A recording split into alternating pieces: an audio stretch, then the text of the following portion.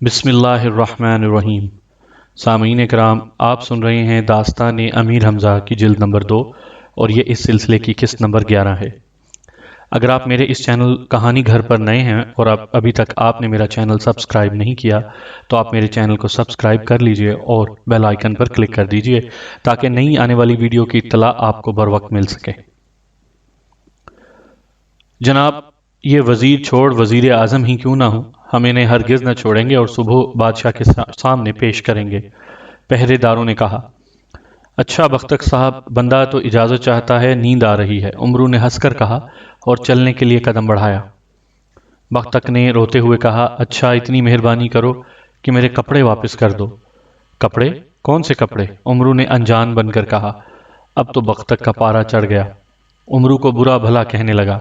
امرو نے پہرے داروں سے کہا، افسوس بیچارے کا دماغ خراب ہو گیا ہے، کل بادشاہ سے کہہ کر اسے پاگل خانے بھجوانا پڑے گا، اسے اسی طرح بندھا رہنے دو، یہ کہہ کر وہ پہرے داروں کو اپنے ساتھ لے گیا۔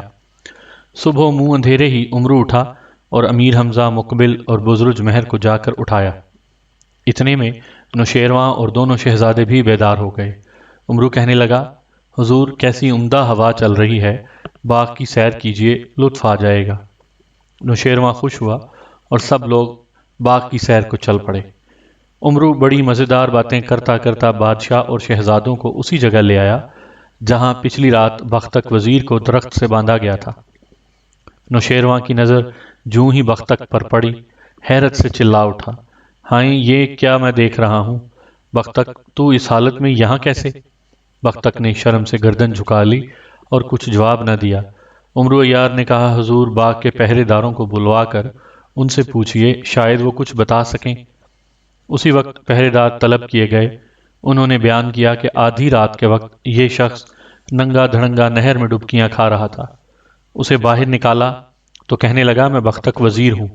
ہمیں یقین نہ آیا کہ بھلا وزیر کو اس حال میں آنے کی کیا ضرورت تھی۔ اتنے میں خواجہ امرو آ گئے۔ انہوں نے بتایا کہ یہ شخص واقعی وزیر ہے، مگر ممکن ہے کسی بری نیت سے آیا ہو، ہم نے اسے درخت سے باندھ دیا، اب جو حضور کا حکم ہو وہ کیا جائے گا۔ اتنے میں آدی پہلوان ادھر آ نکلا، اس نے رشوت دینے کی ساری داستان کہہ سنائی۔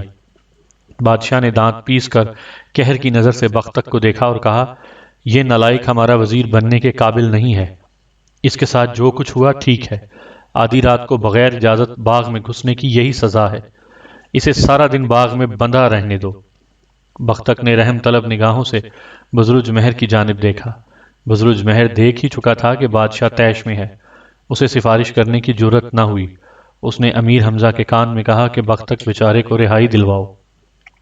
امیر حمزہ نے بادشاہ سے کہہ سن کر بختک کا قصور معاف کروایا۔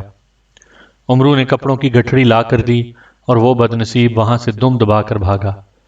جب بہرام کا زخم بھر گیا اور بزرج مہر نے کہہ دیا کہ بہرام تندرست ہو چکا ہے تو بادشاہ نے اس خوشی میں جشن کا حکم دیا۔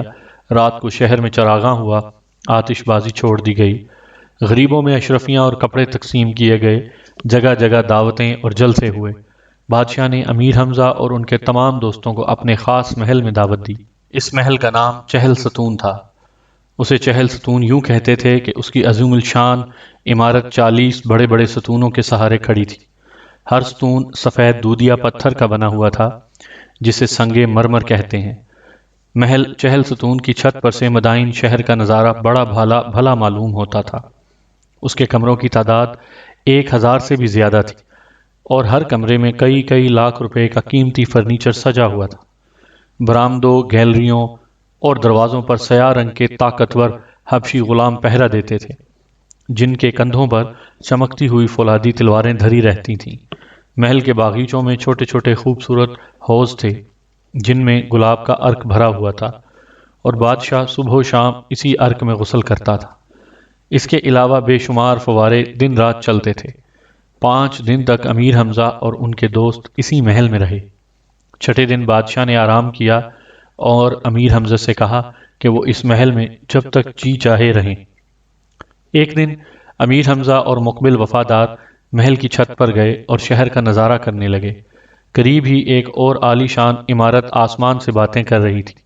امیر حمزہ نے مقبل سے پوچھا، اس عمارت میں کون رہتا ہے؟ سنا ہے کہ یہ نوشیروان کی بیٹی شہزادی مہر نگار کا محل ہے۔ مقبل نے کہا، یہ شہزادی اتنی خوبصورت ہے کہ اس کے سامنے چاند کی چاندنی بھی پھیکی پڑ جاتی ہے۔ اچھا، امیر حمزہ نے مسکرا کر کہا، کاش ہم اس شہزادی کو کسی طرح دیکھ سکتے۔ یہی چیز تو مشکل ہے۔ بادشاہ نے شہزادی کی حفاظت کے کڑے انتظامات کر رکھے ہیں۔ محل میں بغیر اجازت پرندہ بھی پر نہیں مار سکتا۔ اس کے علاوہ شہزادی مہر نگار ہر وقت اپنی سہیلیوں اور خادماؤں کے جھرمٹ میں گھری رہتی ہے۔ یہ عورتیں اسے ذرا سی دیر کے لیے بھی اکیلا نہیں چھوڑتیں۔ ابھی یہ باتیں ہو ہی رہی تھیں کہ دوسرے محل کی چھت پر کچھ شور سا سنائی دیا۔ پھر بہت سی لڑکیاں نمودار ہوئیں۔ ان کے درمیان میں شہزادی مہر نگار بھی تھی۔ وہ سب اس روز شہر مدائن کا نظارہ کرنے چھت پر آئی تھیں۔ امیر حمزہ نے شہزادی کو دیکھا اور شہزادی کی نگاہ بھی ان پر پڑی۔ اس نے اپنی ایک کنیز سے پوچھا، ہمارے ابا جان کے محل چہل ستون کی چھت پر یہ دو آدمی کون ہیں؟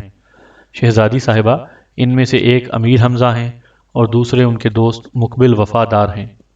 ہم نے سنا ہے کہ عرب کے لوگ بڑے خوبصورت ہوتے ہیں، آج اپنی آنکھوں سے دیکھ لیا، شہزادی نے کہا۔ ادھر امیر حمزہ نے مقبل کا ہاتھ پکڑا اور چھت پر سے اتر کر نیچے چلے گئے۔ اس دن سے طبیعت ایسی خراب ہوئی کہ کھانا پینا سب چھوٹ گیا۔ ہر وقت چپ چپ رہنے لگے۔ بادشاہ نے بہت سے حکیموں اور طبیبوں کو علاج کے لیے بلایا، مگر کسی کی سمجھ میں نہ آیا کہ امیر حمزہ کو کیا مرض ہے۔ آخر ایک دن عمرو عیار اور مقبل وفادار نے موقع پا کر امیر حمزہ کے قدموں میں سر رکھ دیا اور رونے لگے۔ امیر حمزہ کے بھی آنسو نکل آئے۔ اپنے دوستوں کو اٹھا کر سینے سے لگایا اور کہا، بھائیو، اب مجھے میرے حال پر چھوڑ دو۔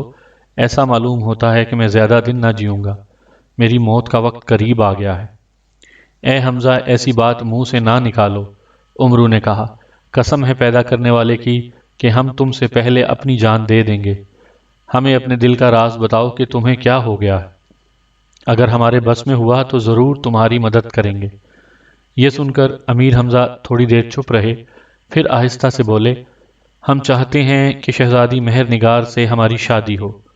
عمرو عیار روتے روتے ایک دم کہکہا مار کر ہنسا اور کہنے لگا، واہ بھائی حمزہ، تم نے کمال کر دیا۔ اتنی سی بات تھی جس پر تم نے اپنی یہ حالت بنا لی۔ اگر تم پہلے ہی دن مجھے بتا دیتے تو اب تک شہزادی مہر نگار سے تمہاری شادی ہو بھی چکی ہوتی۔ اب تو امیر حمزہ اور مقبل نے حیرت سے عمرو کو دیکھا اور پوچھنے لگے، آخر تمہارے پاس کون سا جادو ہے جس کے بل بوتے پر تم یہ شادی کرا دیتے؟ جادو وادو تو اپنے پاس نہیں ہے، ہاں ایک ایسی تدبیر ہے کہ اگر اس پر عمل کیا جائے تو شاید بادشاہ راضی ہو جائے۔ جلد بتاؤ وہ کیا تدبیر ہے؟ کیا مفت میں بتا دوں؟ عمرو نے کہا، ایسی کچی گولیاں نہیں کھیلا یار، تم آدمی سخت نامعقول ہو۔ امیر حمزہ نے جھلا کر کہا، اچھا جاؤ، 1000 اشرفیاں تمہیں دیں، اب بتاؤ۔ عمرو نے جب 1000 اشرفیوں کی تھیلی قبضے میں کر لی تو کہا، بات یہ ہے کہ نوشیروان کو تم جیسا خوبصورت اور بہادر نوجوان مشکل ہی سے ملے گا۔ تم فوراً بزرج مہر سے کہو کہ وہ بادشاہ سے شہزادی مہر نگار کا رشتہ تمہارے لیے مانگے۔ مجھے یقین ہے کہ نوشیروان انکار نہیں کرے گا۔ خدا تجھے غارت کرے۔ یہی تدبیر تھی جس کے لیے تو نے ہم سے 1000 اشرفیاں اینٹ لیں؟ امیر حمزہ نے ناراض ہو کر کہا اور منہ پھیر لیا، لیکن مقبل وفادار کے دل کو عمرو کی بات بھا گئی۔ امیر حمزہ کو دلاسا دیا، خود بزرج مہر کے پاس پہنچا اور اسے سارا حال کہہ سنایا۔ بزرج مہر یہ سن کر پریشان ہوا، کہنے لگا، بیٹا مقبل، تم اور تمہارا دوست مجھے اپنے بیٹوں سے بھی زیادہ عزیز ہو، لیکن یہ معاملہ ایسا نازک ہے کہ اگر بادشاہ ناراض ہو گیا تو نہ میری خیر ہے اور نہ تمہاری۔ اچھا، خدا کا نام لے کر بادشاہ کی خدمت میں جاتا ہوں اور موقع پا کر اس سے کہوں گا، مگر مجھے امید نہیں کہ وہ یہ بات مان لے۔ بزرج مہر جب نوشیروان کے پاس گیا تو دیکھا کہ وہ سخت پریشانی کے عالم میں ٹہل رہا ہے۔ یہ دیکھ کر بزرج مہر کا ماتھا ٹھنکا، دل میں کہا کہ شاید بادشاہ تک پہلے ہی یہ خبر پہنچ چکی ہے، بہتر یہی ہے کہ میں اپنی زبان سے اس کا ذکر نہ کروں۔ اس نے بادشاہ کو 7 سلام کیے اور ہاتھ باندھ کر کھڑا ہو گیا۔ نوشیروان نے اس کو دیکھا تو کہنے لگا، ہم آپ کو ابھی طلب کرنے ہی والے تھے، اچھا ہوا آپ خود ہی آ گئے۔ جہاں پناہ کا اقبال بلند ہو، میں دیکھتا ہوں کہ حضور کچھ پریشان ہیں۔ پریشانی کی بات یہ ہے کہ ہندوستان کے بادشاہ لندھور نے پیغام بھیجا ہے کہ آئندہ وہ ہمیں خراج ادا نہیں کرے گا اور نہ اب ہم اسے اپنا ماتحت خیال کریں۔ نوشیروان نے کہا، ہم نے سنا ہے کہ یہ لندھور بڑا طاقتور اور بہادر جوان ہے۔ 7 من کا فولادی گرز لٹو کی طرح گھماتا ہے اور ہندوستان کے دوسرے بادشاہ اور راجہ اس سے تھر تھر کانپتے ہیں۔ جہاں پناہ کا ارشاد بالکل صحیح ہے، بزرج مہر نے کہا۔ لندھور کی طاقت اور بہادری کا یہی حال ہے، اور مجھے تو اس بات کا خطرہ ہے کہ اگر اس کی طاقت کو کچلا نہ گیا تو ایک دن وہ مدائن پر حملہ کر دے گا۔ ہاں خواجہ، تم ٹھیک کہتے ہو، مگر سوال تو یہ ہے کہ لندھور کو کس طرح قابو میں کیا جائے۔ ہمارے پاس اس کے مقابلے کا کوئی آدمی بھی نہیں ہے۔ حضور، آدمی تو ہمارے پاس موجود ہے، لیکن بزرج مہر کہتے کہتے رک گیا۔ نوشیروان نے تعجب سے بزرج مہر کی جانب دیکھا اور کہنے لگا، آپ کچھ کہتے کہتے رک کیوں گئے؟ شاید آپ کا اشارہ حمزہ کی طرف ہے، مگر حمزہ اتنی دور جا کر لندھور سے لڑنے پر رضامند ہو جائے گا؟ جہاں پناہ اس کی کیا مجال کہ آپ کا حکم نہ مانے۔ وہ تو سر کے بل جائے گا، مگر اس کے ساتھ ایک پریشانی یہ ہے کہ وہ شہزادی مہر نگار سے شادی کرنا چاہتا ہے۔ کیا کہا؟ حمزہ ہماری بیٹی سے شادی کرنا چاہتا ہے؟ نوشیروان نے گرج کر کہا، اسے ایسا سوچنے کی جرت بھی کیسے ہوئی؟ وہ بھول گیا کہ ہم 7 سلطنتوں کے بادشاہ کہلاتے ہیں اور وہ صرف مکے کے رئیس کا لڑکا ہے۔ ہماری محبت اور شفقت کا بھی اس نے ناجائز فائدہ اٹھایا ہے۔ ہم ابھی اسے ملک بدر کرنے کا حکم دیں گے۔ نوشیروان کے منہ سے غصے کے مارے جھاگ اڑنے لگے۔ بزرج مہر اسی طرح ہاتھ باندھے کھڑا رہا۔ تھوڑی دیر بعد بادشاہ کا غصہ کچھ اترا تو بزرج مہر نے کہا، حضور ذرا ٹھنڈے دل سے اس معاملے پر غور فرمائیں۔ میں خود بھی نہیں چاہتا کہ حمزہ اور شہزادی مہر نگار کی شادی ہو، کیونکہ حمزہ ہماری قوم کا آدمی نہیں ہے۔ وہ عرب ہے اور ہم ایرانی۔ ہماری قوم کے لوگ اس شادی کو پسند نہ کریں گے، لیکن حمزہ کو ٹالنے کی ایک ہی صورت ہے۔ مجھے امید ہے کہ سانپ بھی مر جائے گا اور لاٹھی بھی نہ ٹوٹے گی۔ جلد بتاؤ وہ صورت کیا ہے؟ ہم اس پر عمل کرنے کا وعدہ کرتے ہیں، نوشیروان نے کہا۔ جہاں پناہ آپ بھرے دربار میں سرداروں سے کہیے کہ جو شخص ہندوستان جا کر لندھور سے لڑے اور اس کا سر کاٹ کر لائے، اس کی شادی شہزادی مہر نگار سے کر دی جائے۔ جیسا کہ آپ نے خود فرمایا ہے، ہمارے پاس لندھور کے مقابلے کا کوئی آدمی موجود نہیں۔ حمزہ ہی اس کا کام کے لیے تیار ہوگا۔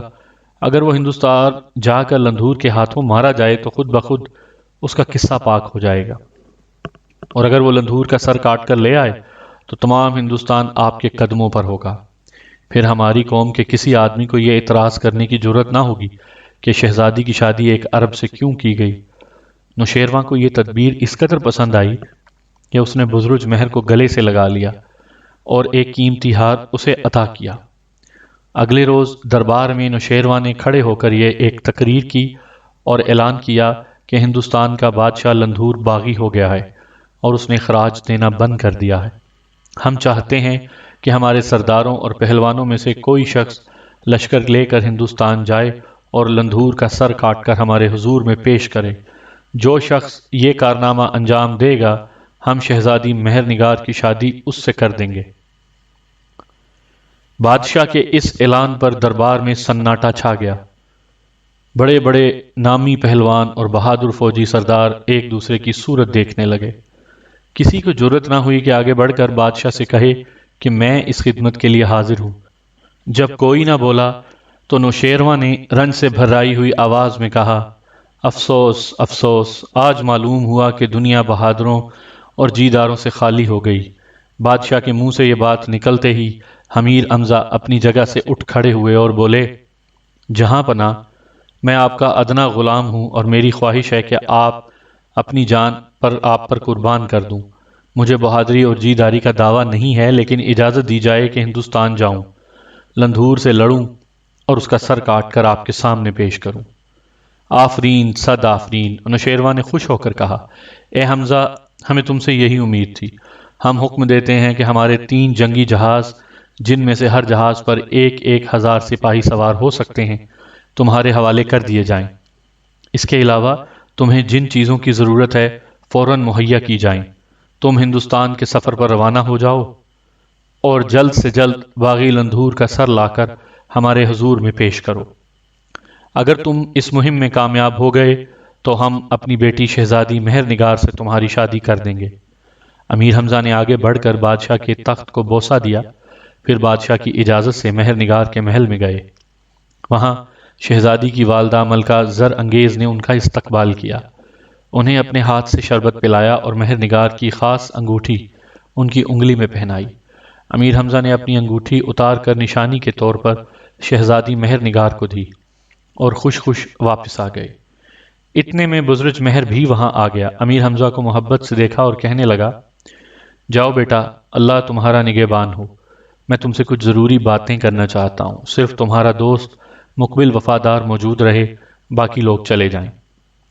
امیر حمزہ نے سب لوگوں کو کمرے سے باہر چلے جانے کا اشارہ کیا اور دروازہ اندر سے بند کر لیا۔ مقبل وفادار ایک طرف بیٹھا، مزرج مہر دیر تک ادھر ادھر کی باتیں کرتا رہا، پھر کہنے لگے، پیاس لگی ہے، اپنے ہاتھ سے شربت بنا کر ہمیں پلاؤ کہ ہمارا جی ٹھنڈا ہو اور تمہارے حق میں دعا کریں۔ امیر حمزہ نے جلدی سے شربت بنایا۔ بزرج مہر نے اپنی جیب میں ہاتھ ڈالا اور ایک چھوٹی سی سنہری رنگ کی ڈبیا نکالی۔ اس ڈبیا میں سرخ رنگ کا کوئی مسالہ سا تھا۔ اس نے چپکے سے چٹکی بھر مسالہ امیر حمزہ کے شربت میں ملا دیا۔ مقبل وفادار نے یہ دیکھ کر کچھ کہنا چاہا، مگر بزرج مہر نے اسے چپ رہنے کا اشارہ کیا۔ امیر حمزہ نے شربت پی لیا اور پیتے ہی انہیں زور کی چھینک آئی اور پھر وہ بے ہوش ہو گئے۔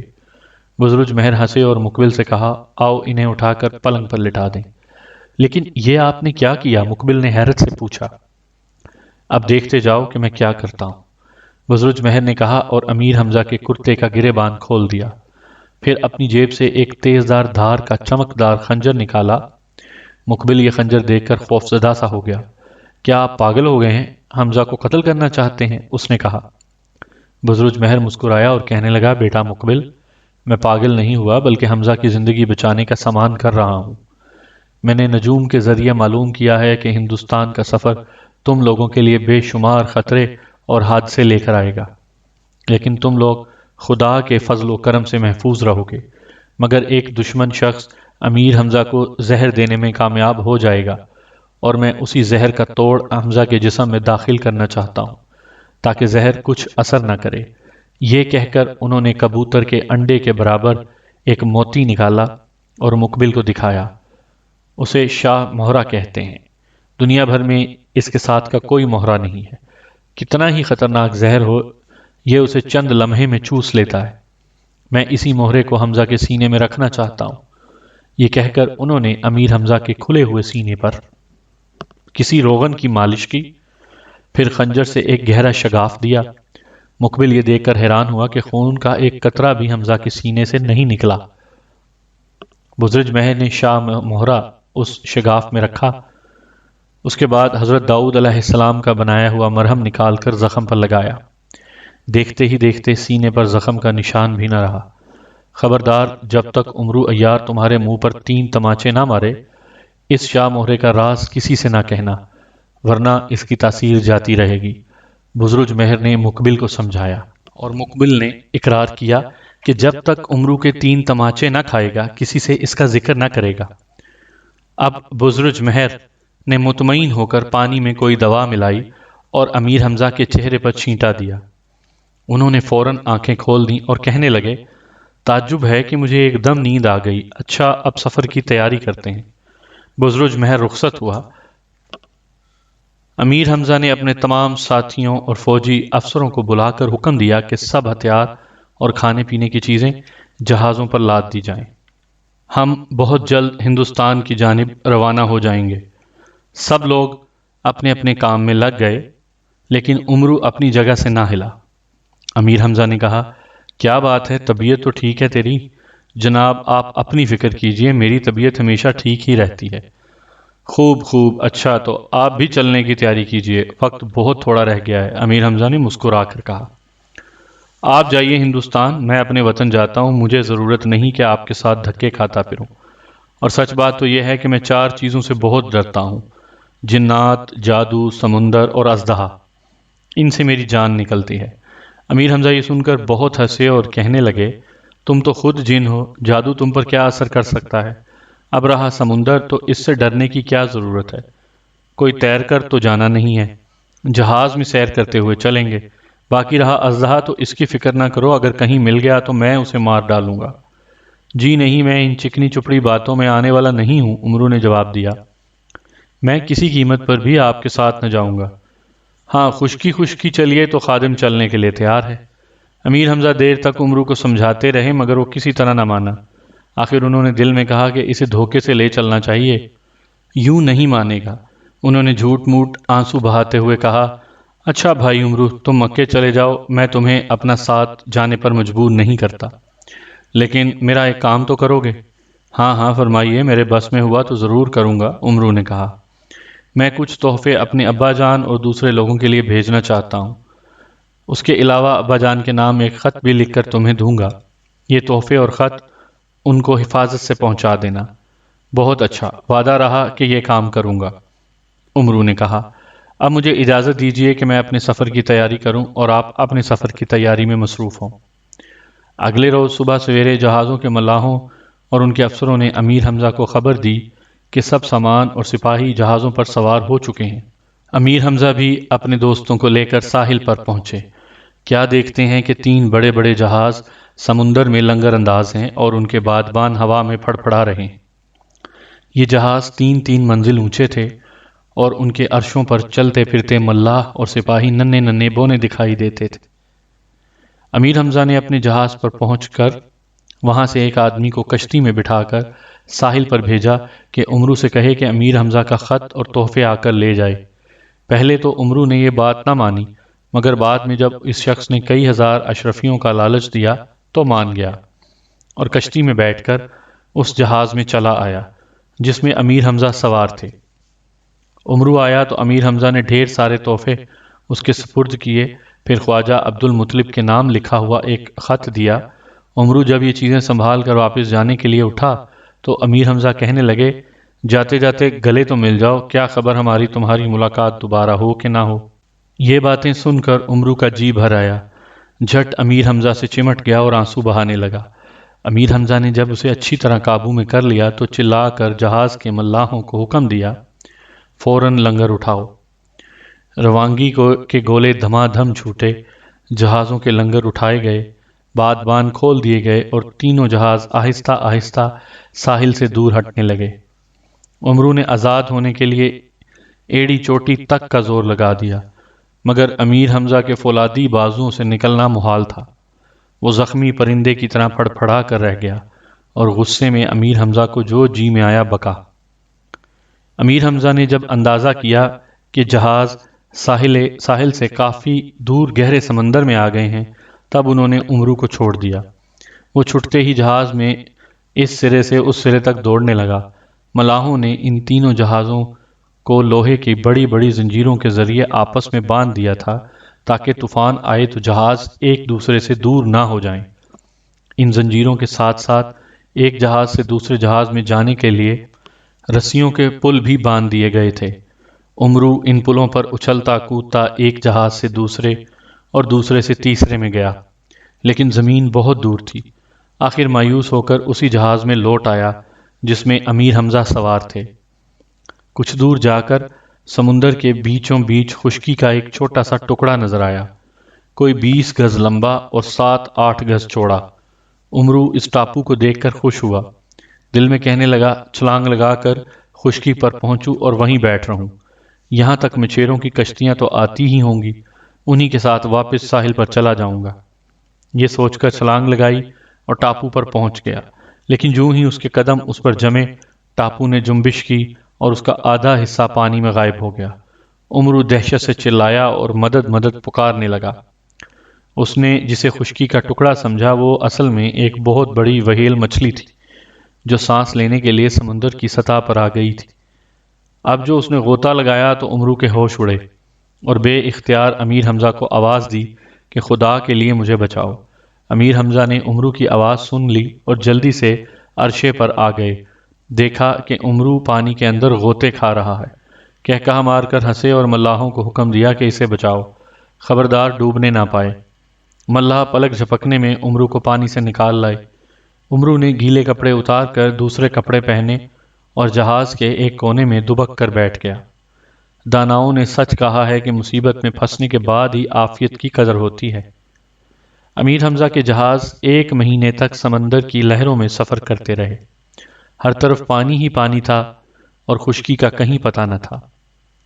آخر ایک دن دور سرمئی رنگ کی ایک لکیر سی نظر آئی۔ یہ ایک جزیرہ تھا، بڑا سرسبز اور خوبصورت جزیرہ۔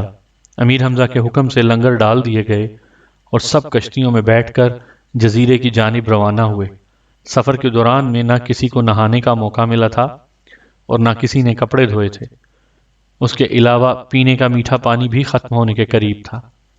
امیر حمزہ نے کہا کہ اس جزیرے پر ضرور پانی کے چشمے ہوں گے، یہاں سے تازہ پانی لے لیا جائے، اور جو شخص نہانا یا کپڑے دھونا چاہے اسے بھی اجازت ہے۔ سب سے پہلے عمرو نے جزیرے پر قدم رکھا اور وہ اتنا خوش ہوا کہ ہرن کی طرح چوکڑیاں بھرتا ہوا دور نکل گیا۔ ٹھنڈی ٹھنڈی ہوا چل رہی تھی اور درخت پھلوں سے لدے کھڑے تھے۔ عمرو حیران تھا کہ اتنا بڑا اور خوبصورت جزیرہ ہے، لیکن نہ آدمی نہ آدمزاد، بالکل ویران پڑا ہے۔ تھوڑی دیر بعد عمرو کو پیاس نے ستایا۔ ادھر ادھر پانی کا چشمہ تلاش کیا مگر نہ ملا۔ آخر مایوس ہو کر ایک درخت کے قریب پہنچا جس کی شاخوں پر سرخ رنگ کے بڑے بڑے سنترے لگے ہوئے تھے۔ عمرو نے چند سنترے توڑے اور ان کے عرق سے پیاس بجھائی۔ ابھی پھل کھانے میں مصروف تھا کہ درخت کے تنے میں سے ایک عجیب سی آواز آئی، ارے بیٹا عمرو، تم یہاں کب آئے؟ عمرو نے گھبرا کر ادھر ادھر دیکھا اور حیرت سے اس کی آنکھیں کھلی کی کھلی رہ گئیں۔ درخت کے تنے کے ساتھ کوئی 100 برس کا بڈھا پیٹھ لگائے بیٹھا تھا۔ اس کے چہرے پر بے شمار جھریاں پڑی ہوئی تھیں اور سر اور داڑھی کے تمام بال برف کی مانند سفید تھے۔ بازو نہایت قوی اور لمبے، لیکن ٹانگیں بہت پتلی اور لکڑی کی کچیچیوں کی طرح سخت تھیں۔ عمرو اس بڈھے کو یوں بیٹھا دیکھ کر ڈرا اور سوچنے لگا کہ اسے میرا نام کیوں کر معلوم ہوا۔ اسے چپ پا کر بڈھے نے پھر محبت بھری آواز میں کہا، بیٹا عمرو، ڈرو مت، میرے نزدیک آؤ، میں کوئی غیر نہیں، تمہارا سگا چچا ہوں۔ بہت دن ہوئے جب تم چھوٹے سے تھے، تب میں گھر والوں سے لڑ جھگڑ کر ہندوستان کی طرف نکل گیا تھا۔ ہندوستان میں بہت روپیہ کمایا اور اس روپے سے طرح طرح کے قیمتی جواہرات خریدتا رہا۔ آخر ان جواہرات کا ایک بڑا خزانہ میرے پاس جمع ہو گیا۔ مجھے اپنے وطن سے نکلے ہوئے کئی برس ہو گئے تھے اور گھر والوں کی یاد میں دل تڑپ رہا تھا، اس لیے میں ایک جہاز پر سوار ہو کر عرب کی طرف چلا، مگر راستے میں زبردست طوفان نے جہاز کو گھیر کر تباہ کر دیا۔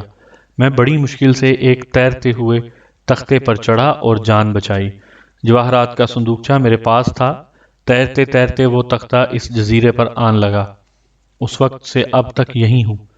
بڈھے نے جواہرات کے صندوقچے کا ذکر کیا تو عمرو کے منہ میں پانی بھر آیا۔ سوچنے لگا کہ کسی طرح بڈھے سے یہ صندوقچہ ہتھیانا چاہیے۔ فوراً آگے بڑھا اور آنکھوں میں آنسو بھر کر بولا، ہاں چچا، میں نے آپ کو پہچان لیا۔ میں ایک لشکر لے کر ہندوستان فتح کرنے کے ارادے سے جا رہا تھا۔ راستے میں یہ خوبصورت جزیرہ دیکھا تو جی مچل گیا۔ سوچا کہ چند دن یہاں کی سیر کی جائے۔ کیا خبر تھی کہ اتنی مدت کے بچھڑے ہوئے چچا سے یوں ملاقات ہوگی۔ اب میں ہندوستان نہیں جاتا، آپ کے ساتھ عرب جاؤں گا، مگر یہ تو فرمائیے کہ وہ صندوقچہ کہاں ہے؟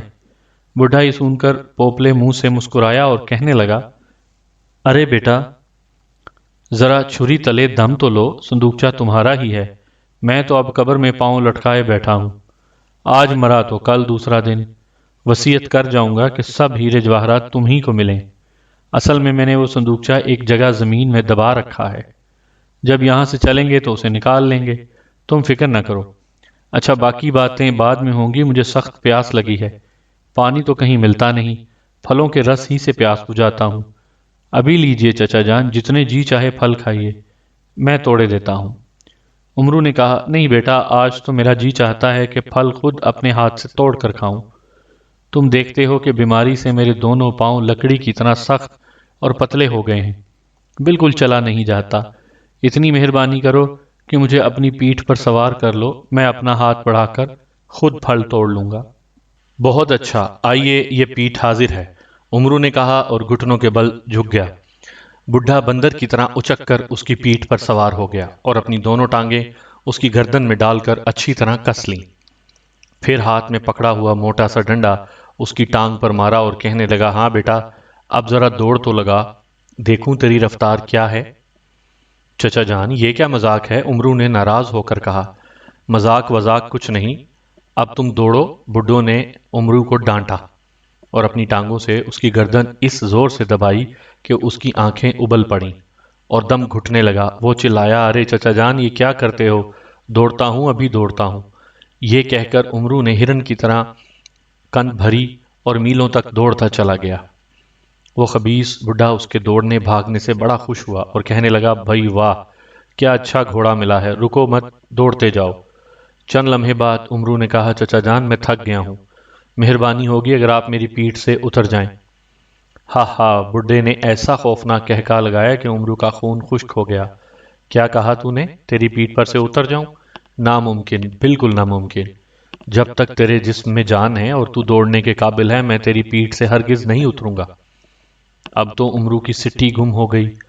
دل میں سوچنے لگا کہ خدا جانے یہ خبیث کون ہے، پوچھنا تو چاہیے۔ چچا جان سچ سچ بتائیے کہ آپ کون ہیں؟ ہم اس جزیرے کی بدروح ہیں، بڈھے نے کہا لگایا۔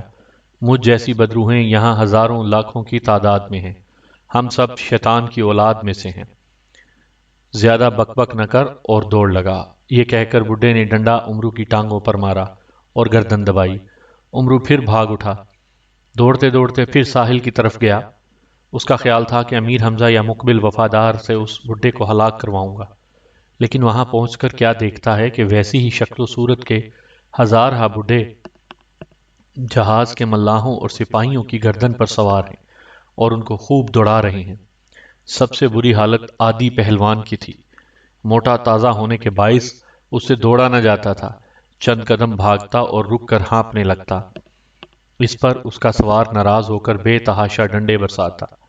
امیر حمزہ نے امرو کو دیکھا تو ہنسے اور کہنے لگے، امرو ان بلاؤں سے چھٹکارا پانے کی کوئی تدبیر کر ورنہ ہم دوڑتے دوڑتے مر جائیں گے۔ ترکیب تم خود کرو، مجھے تو اس بھاگ دوڑ میں مزہ آ رہا ہے، امرو نے جواب دیا اور اتنا تیز دوڑا کہ سب سے آگے نکل گیا۔ امرو کا یہ جواب سن کر بڈھا خوش ہوا اور کہنے لگا، شاباش میرے گھوڑے، تو نے اس کو اچھا جواب دیا۔ امرو کا ذہن اس بلا سے رہائی پانے کی تدبیریں سوچ رہا تھا، لیکن اس کے لیے ضروری تھا کہ بڈھے کو باتوں میں بہلایا جائے۔ وہ بھاگتے بھاگتے رکا اور بڑی سریلی آواز میں گانا گانے لگا۔ گانا سن کر بڈھا اور خوش ہوا، کہنے لگا، آہا میرا گھوڑا تو گاتا بھی ہے، اب تو کسی قیمت پر اسے نہ چھوڑوں گا۔ چچا جان مجھے بھی تم سے محبت ہو گئی ہے، امرو نے کہا اور پھر دوڑنے لگا۔ ایک پہاڑ کے قریب سے گزرتے ہوئے اس نے دیکھا کہ جنگلی انگوروں کی بیلیں پھلوں سے لدی ہوئی ہیں اور انگوروں سے رس ٹپک ٹپک کر ایک بڑے سے پتھر کے پیالے میں گر رہا ہے۔ امرو نے اس پیالے سے منہ لگا کر چند گھونٹ پیے اور ہوا کی طرح کئی میل تک دوڑتا چلا گیا۔ بڈھا خبیث خوش ہو کر کہنے لگا، ایسا معلوم ہوتا ہے کہ اس ارک نے تمہارے اندر قوت بھر دی ہے۔ ہاں چچا کیا کہنے ہیں اس ارک کے، جواب نہیں، اب میں برسوں تک رکے بغیر دوڑ سکتا ہوں۔ مگر ایک بات کہتا ہوں، تم انگوروں کا یہ رس کسی چیز میں بھر کر میدان میں رکھ دو، جب میں دوڑتے دوڑتے تھک جاؤں تو تھوڑا سا رس میرے حلق میں ٹپکا دینا، میں پھر تیز ہو جاؤں گا، مگر تم ہرگز نہ پینا۔ بڈھا مان گیا۔ اس نے انگوروں کا رس نکالا اور ایک بڑے سے کدو کو کھوکھلا کر کے اس میں بھر کر میدان میں رکھ دیا۔ رس دن بھر دھوپ میں پڑا پڑا زہریلا ہو گیا۔ شام کو امرو بڈھے کو لے کر واپس آیا تو اس نے کدو اٹھا کر رس پینا چاہا، مگر بڈھے نے کدو اس کے ہاتھ سے چھین لیا۔ اس نے اپنے دل میں کہا کہ یہ خود تو مزے سے پیتا ہے اور مجھے منع کرتا ہے، ضرور اس میں کوئی خاص بات ہے۔ یہ سوچ کر اس نے رس پینا شروع کیا۔ امرو جتنا منع کرتا اتنا ہی وہ اور پیتا۔ کچھ دیر بعد زہر اس کی رگ رگ میں پھیل گیا اور وہ بے جان ہو کر امرو کی پیٹھ سے زمین پر گر پڑا۔ امرو اسی وقت اپنے ساتھیوں کی جانب دوڑا، وہ بیچارے ابھی تک ان بلاؤں سے نجات نہ پا سکے تھے اور دوڑتے دوڑتے پاگل ہو رہے تھے۔ امرو کو آزاد پایا تو سب کے سب خوشامد کرنے لگے کہ ہمیں بھی ان بھوتوں سے چھٹکارا دلاؤ۔ امرو نے کہا، یہ کام محنت کا ہے اور میں مفت میں کیوں محنت کروں؟ بولو مجھے کیا دو گے؟ سب نے اقرار کیا کہ ہر شخص 100 اشرفیاں دے گا۔ تب امرو نے اپنا خنجر نکالا اور ایک ایک کر کے تمام بڈھوں کے سر کاٹ ڈالے۔ اس کے بعد وہ سب جہازوں پر سوار ہو کر ہندوستان روانہ ہو گئے۔ اس کے بعد کیا ہوا یہ جاننے کے لیے اس سے اگلی کتاب جلد نمبر 3 سنیے۔ جلد نمبر 3 اور قسط نمبر 12 سننے کے لیے آپ اگلی ویڈیو کا انتظار کیجئے، اور اگر آپ نے میرا چینل کہانی گھر ابھی تک سبسکرائب نہیں کیا تو میرا چینل سبسکرائب کر لیجئے